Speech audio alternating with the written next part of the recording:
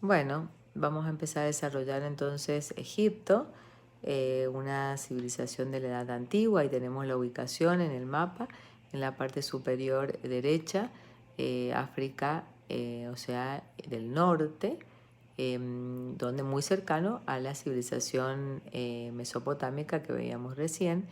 Ella acá está irrigada por otro río tan importante. Acá tenemos el mapa, o sea, la ubicación espacio-tiempo. Entonces, como les decía, norte de África, está el Bajo Egipto, con la capital en Memphis, el Alto Egipto, ¿sí? En la parte de la zona, digamos, o sea, inferior de la diapositiva del croquis, donde está ubicado el Valle de los Reyes, cuya segunda capital es Tebas. El rey Menes unificó los dos reinos y fundó la dinastía tinita. Pero bueno, ese es uno de los ríos más largos del mundo, ¿sí? Que desemboca en el mar Mediterráneo, ¿sí? El río Nilo. Alrededor del río Nilo es donde se dio esta ubicación del gran imperio egipcio. Digamos, Nilo posee una longitud extensísima, 20.000 kilómetros de longitud, y situado entre desiertos, o sea, hacia ambos lados el desierto. Por eso, donde se puede, digamos, cumplir con la agricultura es en la zona de los laterales del río, ¿no? Clima seco, eh, digamos, y extremo. Una situación histórica que a partir del año 3500 a.C. se configura la civilización egipcia, que se prolonga hasta la conquista romana en el año 30 a.C., y cuya influencia en la humanidad es innegable. Ocupa un inmenso oasis, como decíamos recién, regado por el río Nilo, que depende de las inundaciones anuales, o sea, se inunda y permite la fertilidad de la zona. Su civilización se basa en una economía agraria y ganadera, o sea, se le agrega a la agricultura la parte de la ganadería, o sea, la cría de animales. Es una sociedad jerarquizada en la que el faraón ostenta el poder absoluto y está divinizado, o sea, es el representante de Dios en la tierra. De manera que se confunden la política y la religión. Los campesinos pagan tributos, los funcionarios administran y controlan la riqueza, los sacerdotes tienen el auténtico poder y dominan la cultura. Explican todo a través de las ideas religiosas y a partir de esas ideas desarrollan la escritura, las técnicas, las ciencias y las artes que las vamos a ir desarrollando a medida que vamos viendo, ¿no? Entonces es lo que dice la frase allá abajo en naranja: lo ilimitado, lo eterno, lo colosal, ¿no? Egipto, un panorama maravilloso con esas tres pirámides que ahora vamos a ver quiénes son, de qué se tratan, cuál es su nombre. Entonces acá un poco lo que estábamos hablando recién, desde dónde aparece, ¿no es cierto? Y dónde termina, y los periodos, ¿no? En el cual se desarrolla. Tiene 4 periodos, o sea, el imperio antiguo, el medio, el nuevo y ya la decadencia del imperio. Todo imperio tiene un inicio, una etapa de meseta y de esplendor, y luego siempre se disemina. Entonces acá o sea, representamos este texto y lo que yo les hablaba recién, ¿no? Cómo era la economía, las inundaciones, ¿no? Como les estaba contando, y acá vemos no solo la parte de agricultura, sino la ganadera, ¿no? ¿Qué materiales utilizaban? La piedra que se llama pórfido, el granito, el grés, que es digamos, es como el ladrillo nuestro, ¿no? Una cuestión con mezcla de materiales, La piedra caliza, utilizaban el cobre, el oro, las piedras preciosas para poder incrustarlas en esas maravillosas arte que van desarrollando. Bueno, la sociedad y la política, como les decía, era una escala piramidal. El faraón estaba en la punta y era el representante de Dios en la tierra con un poder absoluto. Era una teocracia. La clase sacerdotal, los funcionarios, a donde era muy importante el escriba, que ahí está la imagen del escriba y que la vamos a ver en una escultura, porque era el que dejaba sentado, era como un contador, un escribano y también un copisti, o sea, copiaba todo lo que se iba desarrollando. La defensa, los soldados, después estaban las clases más bajas, el pueblo compuesto por campesinos y artesanos, y la clase que servía, que eran los esclavos. Bueno, o sea, una sociedad totalmente piramidal, no solo por la construcción de tumba que desarrollaban, como una concreción de orden eterno y una estructura geográfica simple, sino, fíjense, la división social totalmente piramidal, ¿no? Es decir, y jerárquica. El conjunto que vamos a estudiar precisamente va a ser el conjunto de Gizeh o Giza, que fue desarrollado entre el 2600 y el 2500 a.C. Creían en varios dioses. La religión era politeísta, ¿no? Es decir, el faraón era un dios y aparte se le agregaban, digamos, fuerzas naturales, el dios sol, la luna, el río que le proveía de agua, el Nilo. Entonces ahí aparece Ra como dios sol, Isis la luna, Osiris la fertilidad, ¿no? Hathor la alegría y el placer, Horus en forma de halcón, como lo vemos a la derecha, la realeza. Es decir, siempre tenían cuerpos de hombres y cabezas de animales. Era la forma de representación. Entonces salía una iconografía, es decir, una representación religiosa. Ahí tenemos los dioses representados en la parte superior, siempre con una postura hierática o frontalizada, es decir, el cuerpo de frente y las extremidades y la cabeza de perfil.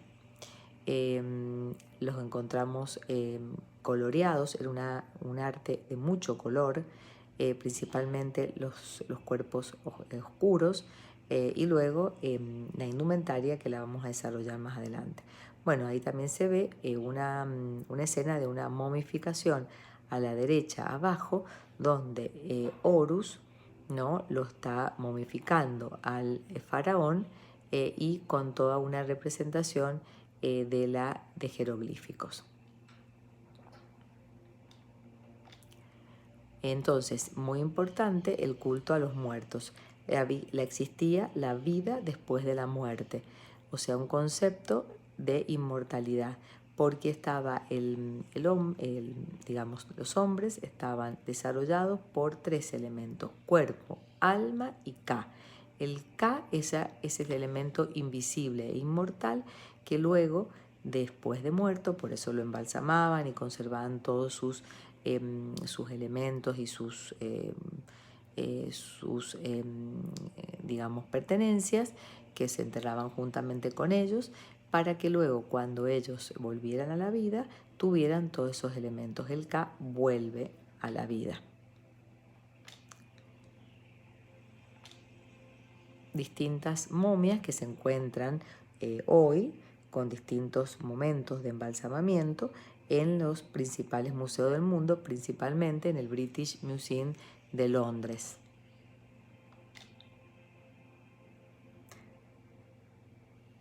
El concepto de religión, ¿no?, materializado también en los papiros y en esta pintura, digamos, que se expresa en la izquierda, ¿no? La momificación, ¿sí?, y los sarcófagos, donde eran momificados, es decir, con unas técnicas muy depuradas, y luego incorporaban sarcófagos que utilizaban los metales preciosos y el oro, fundamentalmente el cobre, el bronce y también los elementos pictóricos. Bueno, los egipcios, como dice, esto es el libro de los muertos, es una imagen de los libros de los muertos, uno de los libros, digamos, de los cuales ellos se basaban, su base. Creían en la inmortalidad del alma, así como en la eternidad de las recompensas y castigos de otra vida. Suponían que el alma, apenas salida del cuerpo, se presentaba ante Osiris, buey Apis, y su tribunal integrado por 42 jueces.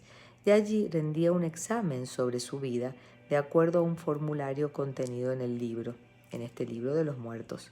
En caso de aprobar su examen, viviría eternamente junto a Dios, al dios o a los dioses, porque era una religión politeísta. En caso contrario, sufriría tormentos eternos. Bueno, la arquitectura.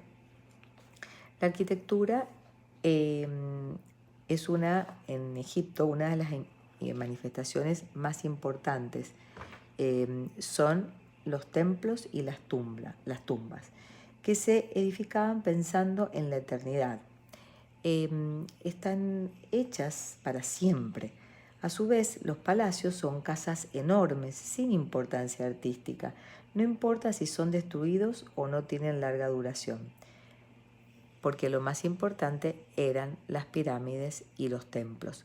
Los palacios estaban entre el tercer paso, residencia del faraón, y la corte. La arquitectura es geométrica, se construye con piedra y muy pocas veces con ladrillo revestido de piedra. Levantan muros gruesos y planos formados por sillares, es decir, piedras talladas de forma regular. Las edificaciones tienen tamaños enormes, sobre todo si tenemos en cuenta que los sepulcros no son colectivos y que los templos son la morada del Dios y no un lugar de reunión de los creyentes. Tienen cubierta arquitrabada, es decir, horizontal, sostenida por columnas, como si fuera un dolmen. Una columna, como las de cualquier otro estilo, consta de 3 partes, que ya la vamos a ver más adelante. Entonces, fundamentalmente, esta es una síntesis, un cuadro de cuáles son las pirámides, los templos y los palacios. Y ustedes, para luego el trabajo práctico, pueden elegir algunos de estos conjuntos, ya sea el conjunto de Gizeh o Giza. Pueden elegir un templo, por ejemplo el de Karnak, el de Luxor, el de la reina Hatshepsut, para desarrollar el trabajo práctico que se pide luego de terminar la clase. Entonces acá tenemos las características: monumental, colosal, gigante y carácter funerario.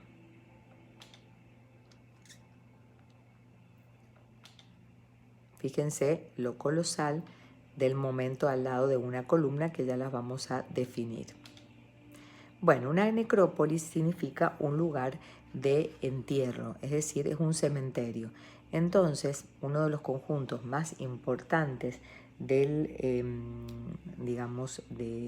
Egipto es el conjunto de Gizeh, 2500 al 2600 a.C.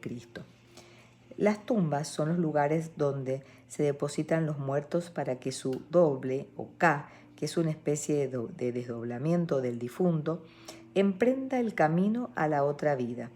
Como mínimo constan de una cámara funeraria, ya la vamos a ver en un corte, en la próxima diapositiva, donde se halla el sarcófago con la momia, y una cámara de ofrendas donde se deposita el ajuar funerario, es decir, todo lo que puede necesitar el difunto en su nueva vida: vestidos, joyas, esclavos, armas.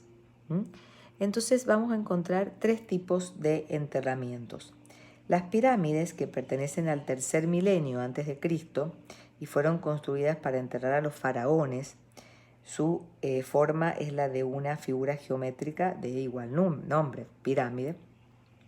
Las mastabas son los enterramientos más antiguos y los más utilizados. Fueron usados por nobles, por sacerdotes e incluso por faraones. Su forma es la de una pirámide truncada. Y luego la pirámide escalonada, que es una superposición de esa mastaba y que tiene mucha influencia de los sigurat. Y luego también se utilizaban los hipogeos, tumbas excavadas en la roca, que fueron usadas por faraones, reinas y grandes personajes. El famoso Valle de los Reyes tiene docenas de tumbas de tipo hipogeo, o sea, excavadas en la montaña. En cualquier tipo de tumba se construyen pasillos y cámaras sin salida, intentando que la auténtica cámara real permanezca en secreto con el fin de evitar el robo de las ofrendas necesarias al difunto. Acá vemos un corte, ¿no? Vemos el conjunto de Saqqara del rey Zoser, ¿sí? Y vemos en este caso, una pirámide escalonada, ¿sí? Vemos a la izquierda el conjunto y con el corte donde se ve la cámara de enterramiento. En la derecha también no se llega fácilmente, sino que se va logrando a cámaras supletorias antes de llegar a la cámara principal para despistar y que no asaltaran esas tumbas.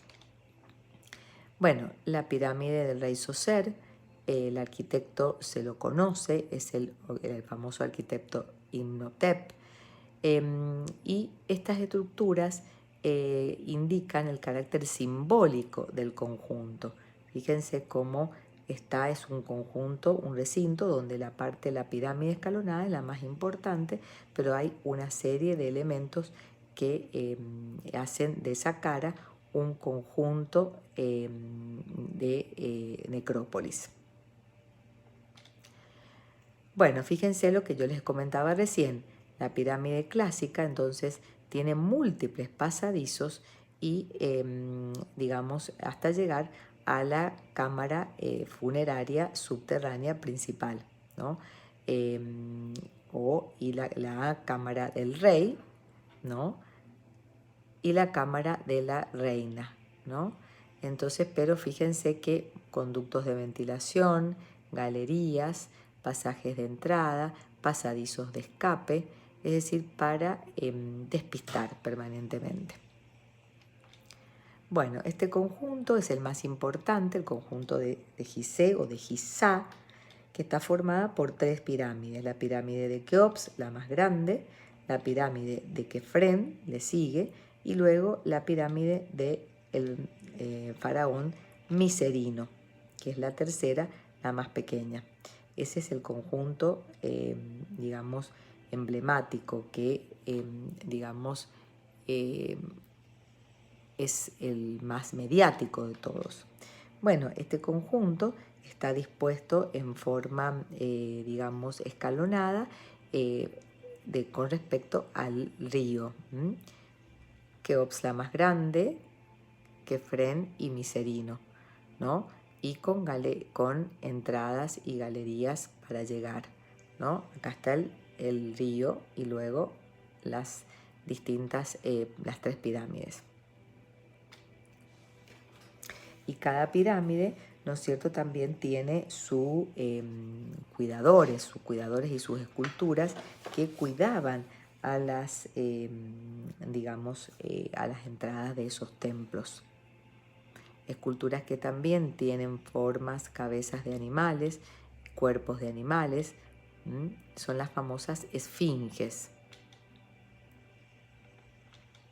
Una de las esfinges más conocidas, más importante, es la esfinge de Gizeh, que es la cabeza de un faraón, que significa la inteligencia, y el cuerpo de león, que significa la fuerza. Miren el carácter colosal y monumental del conjunto. Bueno, acá otra representación de la pirámide y también una visualización de una momificación, cómo se hacía y el tiempo que llevaba. Bueno, los templos. Otra de las arquitecturas muy importantes de los egipcios son los templos. El modelo de templos se repite una y otra vez a lo largo de los siglos. Solo se diferencian en las dimensiones. A veces se añaden nuevas capillas o se suprime una de las partes. Cuando un templo está completo, consta de una avenida de esfinges, es decir, una llegada por la entrada, una galería de esfinges, ¿sí? Es decir, animales con cabeza humana y cuerpo de león. También en las pirámides se desarrollaba como lo vimos recién, que conduce hasta los obeliscos, símbolos del sol, que son unos monolitos, o sea, piedras de una pieza, como la vemos a la izquierda arriba, muy alargadas, cuadrangulares, acabadas en forma piramidal y colocadas verticalmente. Detrás de estos están los pilonos, especie de grueso muro en forma trapezoidal, ¿no? Que ahí lo vemos en planta. Estos son los pilonos, ¿sí? Y ahí lo vamos a ver en la imagen, el pilono.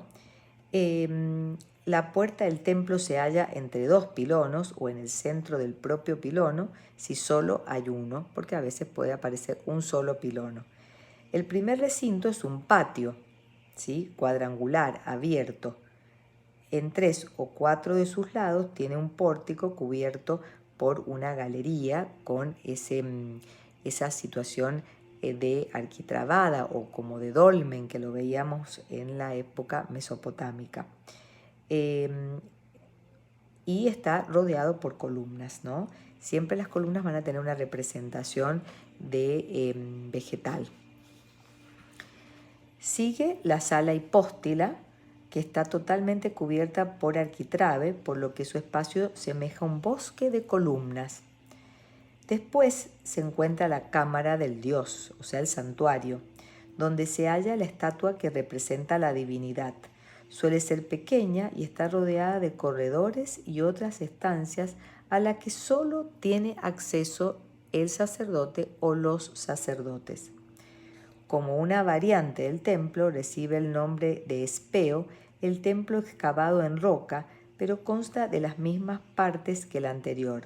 De este tipo es muy famoso el templo de Abu Simbel, que en un momento se inundó y lo tuvieron que trasladar, reconstruir para poder salvarlo, ¿no? Bueno, este es el templo de Horus en Edfu, ¿no? Y donde vemos todas las partes y la época en que se construyó.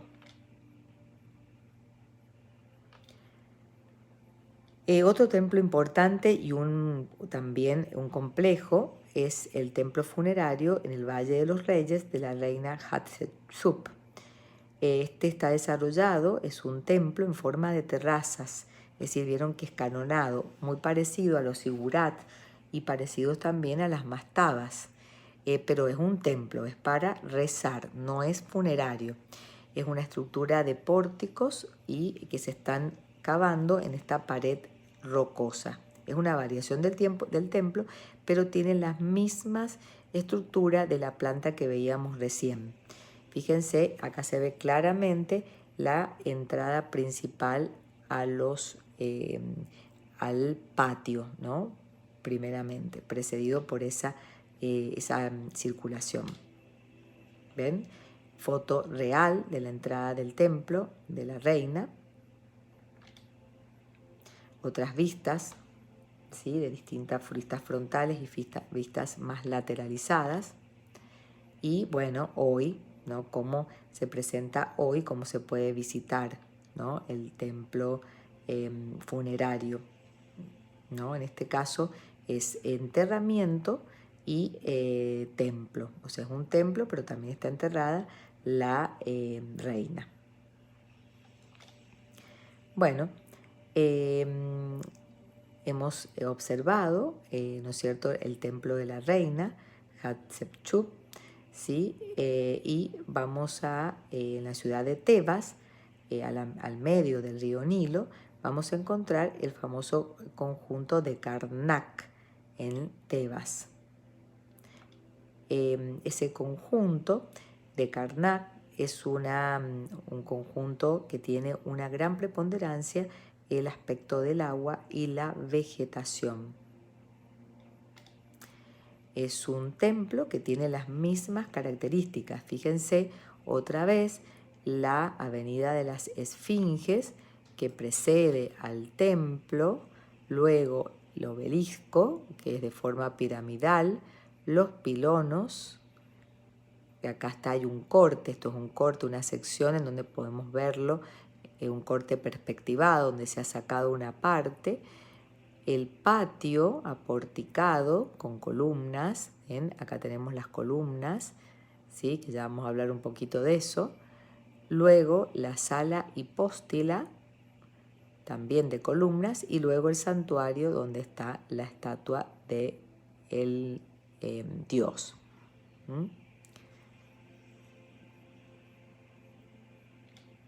Sala hipóstila del dios lunar, el templo de Khonsu. Bueno, el que le comentaba recién, que hay una variante de estos templos excavado en la montaña, que es el famoso Abu Simbel, que son rupestres, por eso se le dice que son rupestres, porque están excavados en la montaña.